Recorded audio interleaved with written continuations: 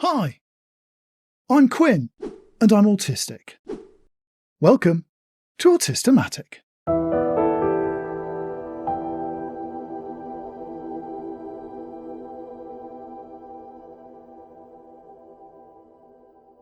I've told a lot of stories on this channel, but this one's a little different to most. It's not about someone else, it's about me mainly, and it's not a tale I've dredged up from the past. This is about the here and now and the future. From about August last year, an already complicated set of circumstances got even more complicated. I talked about some of it in the First Steps video I put up in November, and this video is a follow-up. Being autistic in a non-autistic world always feels like we're swimming in uncharted waters, but for a few months there, it felt like those waters were shark-infested and I had lead weights tied to my feet. Change can snowball and become unmanageable very quickly, and if I were to fail, I certainly wouldn't be the first autist to be swept away in the wash when those snowballs finally melted. What started out as a repurposing has turned out to be a complete restructuring at a quite fundamental level. Regular viewers will notice some differences already. I have hair. That won't be staying. And a new background. That will be. I'll explain both and plenty more over the course of the next few videos. The process of script writing is an unpredictable one. Most times I start with a template of what I want to say because the ideas have been circulating in my mind for days or weeks beforehand.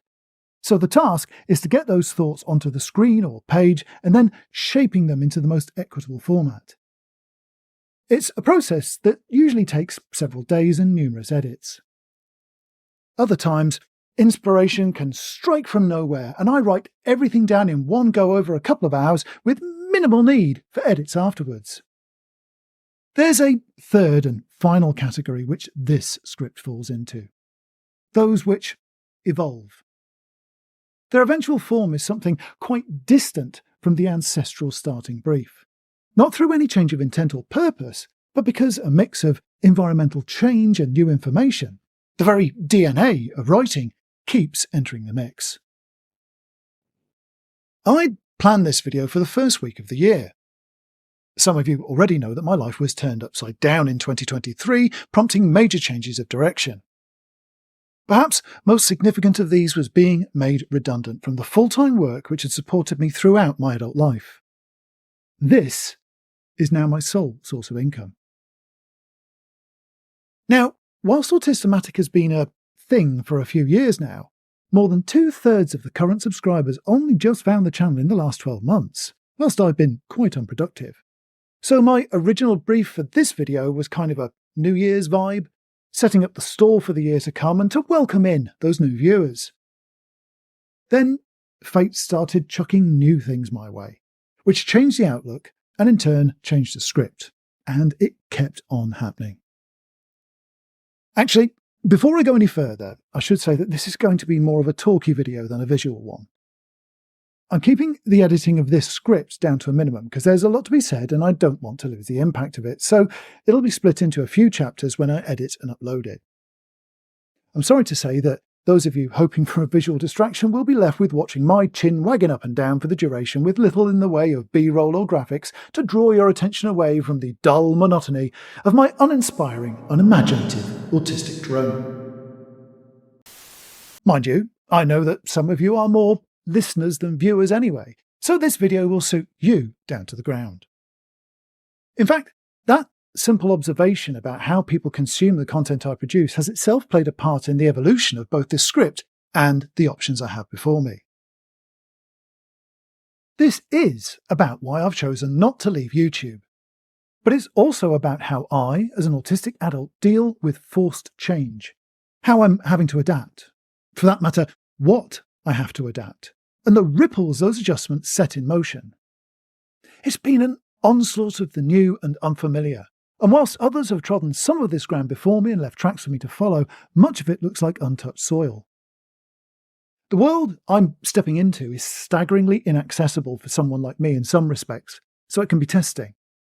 But I've also learned things about myself and other autists that have surprised and delighted me, whilst battling hindrances I thought long behind me.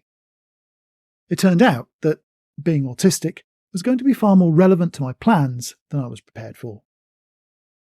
Let me take you back a few weeks. As long as I've been married to Mrs. A, I've tried to book the Christmas fortnight off from work as my main block of annual leave. We never take holidays in the summer, and I've long had to keep a hefty proportion of my annual leave entitlement free for medical appointments. So we treated that period between the weekend before Christmas and the one after New Year as our holidays in more ways than one. We'd shut the doors, draw the curtains, and hibernate in the comfort of central heating with our favourite consumables, pastimes, and entertainments, and we don't come back out until the new year. Of course, I didn't have to book my leave with anyone this time. I'm my own boss now, but we tried to continue what's become our family tradition as we normally do.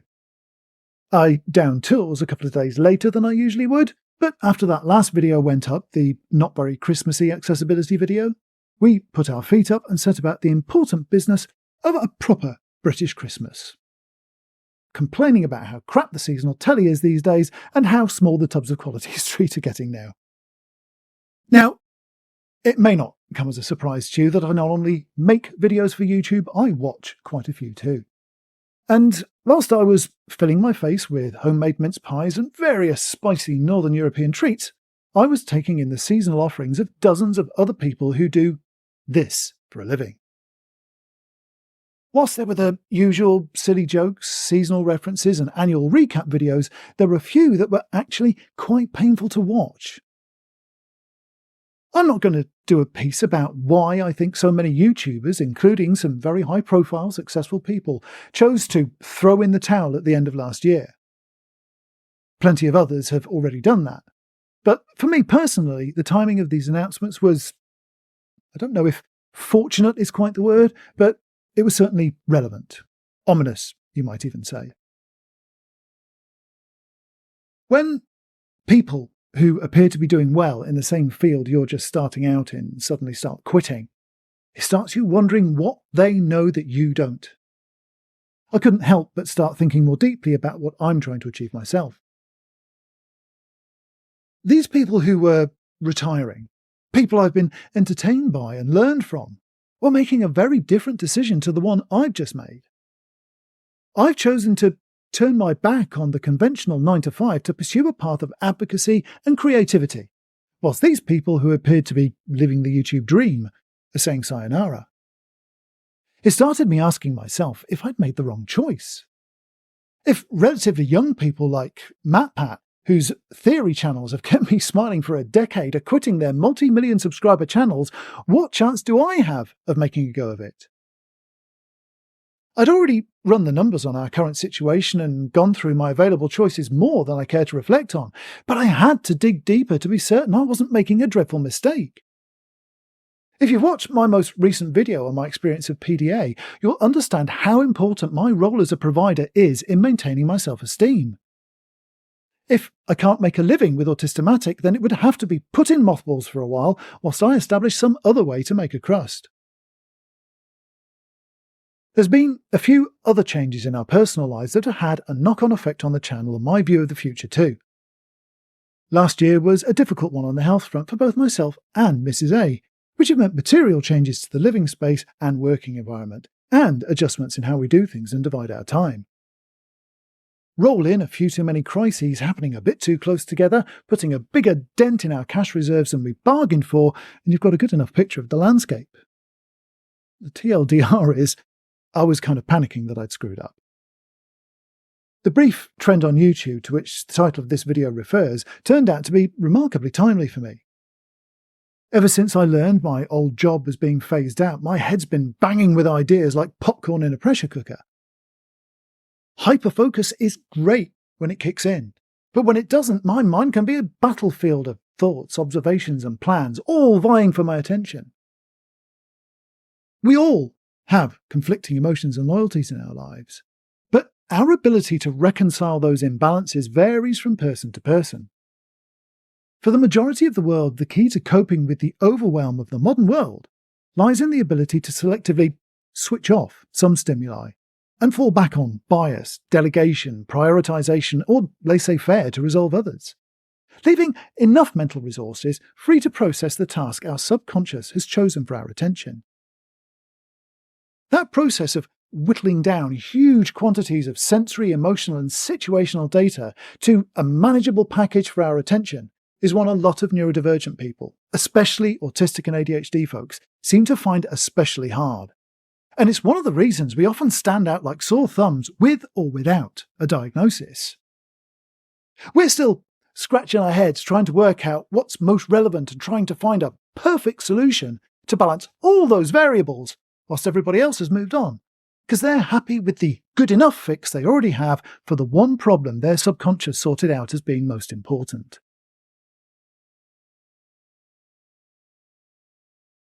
The YouTube algorithm is a peculiar beast that often throws up surprises. How those connections are made feels like an arcane mystery at times.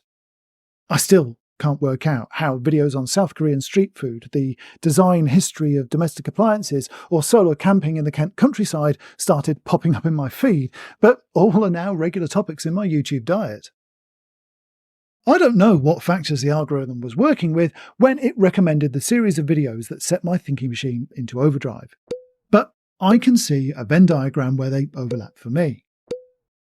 The first few were directly concerned with the perceived YouTube exodus, but those that followed all in some way talked about what it means to run a channel on YouTube and how it impacts on the rest of your life, about the YouTube environment and marketplace, trends in subject matter, language and style, cultural and political factors, and how all of them influence what we make and how much creative and intellectual freedom we actually have. In many cases, the point that struck a chord with me wasn't actually the main subject of the essay, but they were all written or presented by people who know the life of a creator, and most of them specifically a YouTuber.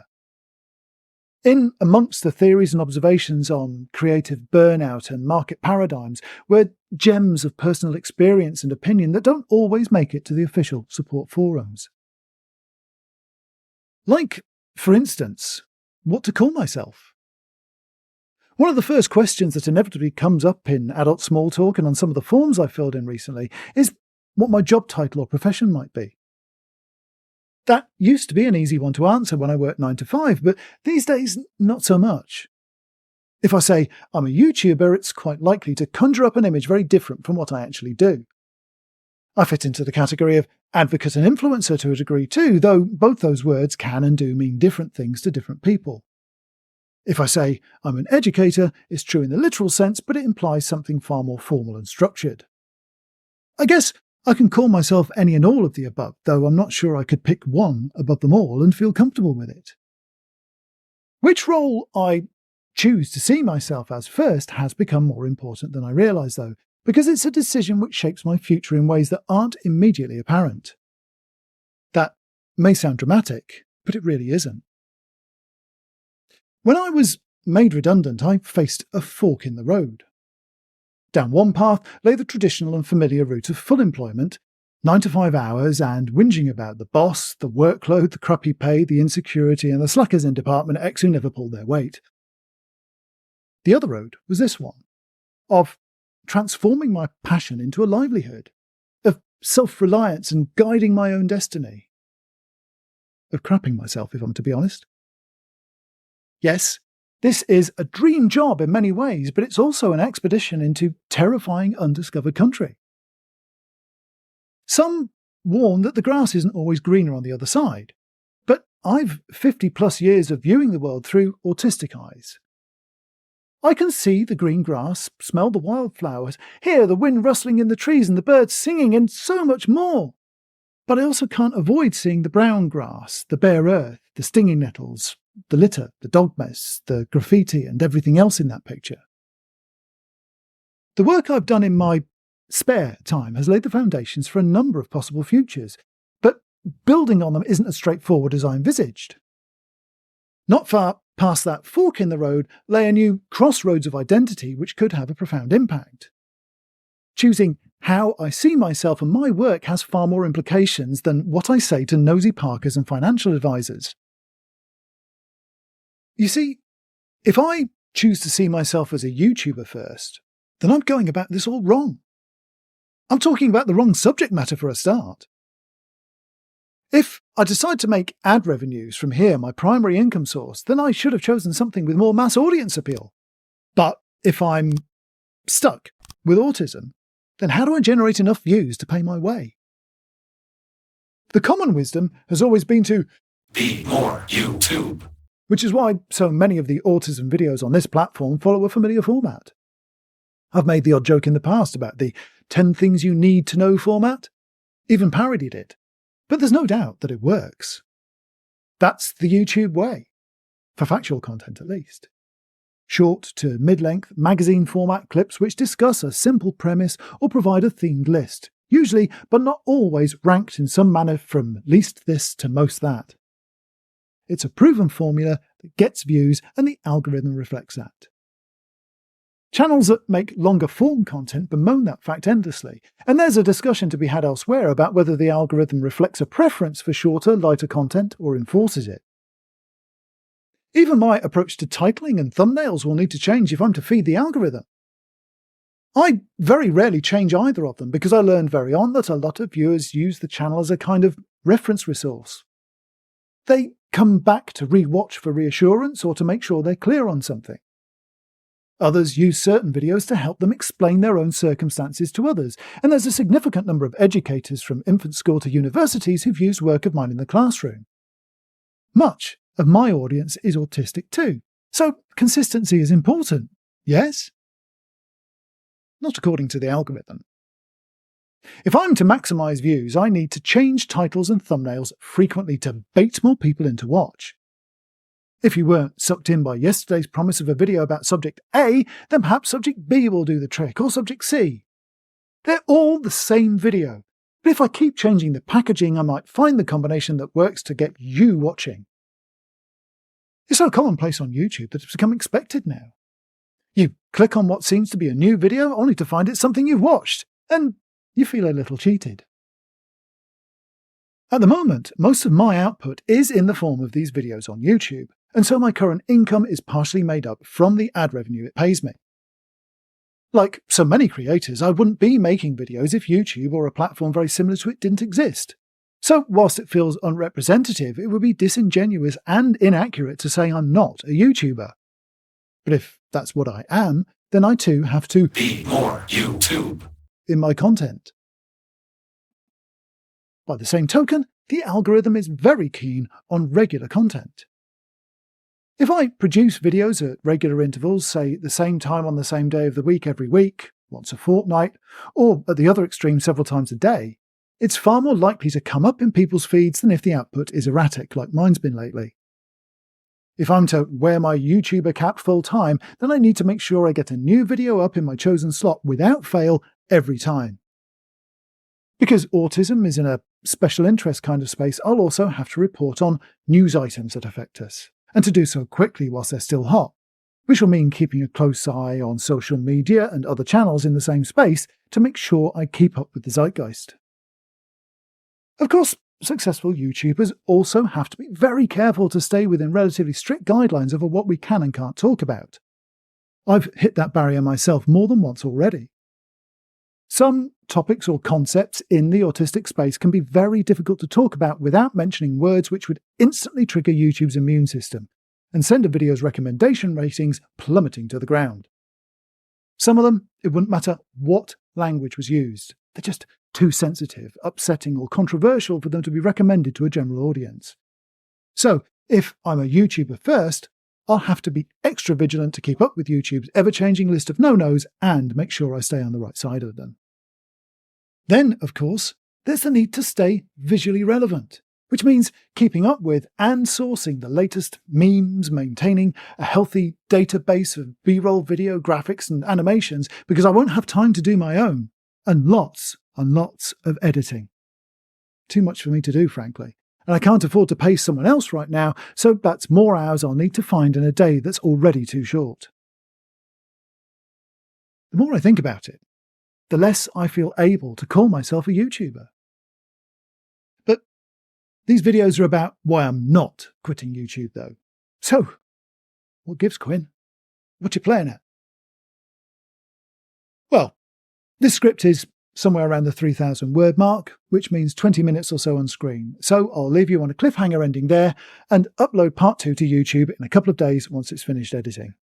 But if you're watching this on release, you can't wait for the next part, and you already support the channel as a patron, you can see the pre-release edit of the next part over on Patreon now. I'm Quinn, and I'm autistic. Thank you for watching.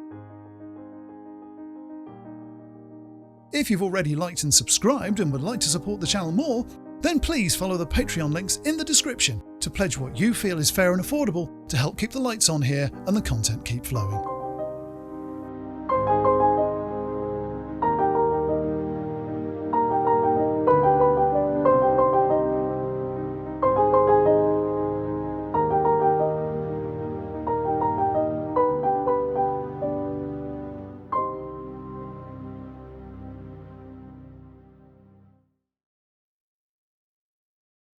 Right, that battery is going.